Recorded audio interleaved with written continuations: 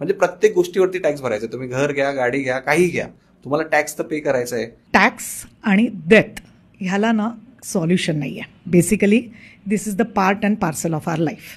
आता त्यातनं आपण कसं कमी करू शकतो ना ह्याच्यावर फोकस देऊ शकतो. आता तुमचं इन्कम जसं येतं आहे, आपण म्हणजे आता मी जसं आपण सांगितलं की न्यू रिजाईममध्ये हे केलं तर टॅक्सेशन थोडंसं आपल्याला कमी येणार आहे न्यू रिजाईममधनं फायलिंग केलं तर. तसंच इन्व्हेस्टमेंट्स करताना पण आता आपण म्हणतो टॅक्सेशन एवढं देतोय, सगळीकडे टॅक्स असतोय, तरी 46% ऑफ इंडियन पॉप्युलेशन अजूनही एफ डीमध्ये इन्व्हेस्ट करते. आता 10% लोकांनी किंवा रिटायरमेंटच्या जवळ येणाऱ्या लोकांनी एफ डी घेतली मी समजू शकते. बट इथे जेव्हा तू 30% टॅक्स ब्रॅकेटमध्ये, तुला अजून रिटायरमेंटला 20-25 वर्ष आहेत, अशा वेळेस तुम्ही एफ डीचा काय फायदा? म्हणजे इथे आपण टॅक्सेससुद्धा गव्हर्नमेंटला देतोय, परत एफ डीमधनं 30% टॅक्स देतोय.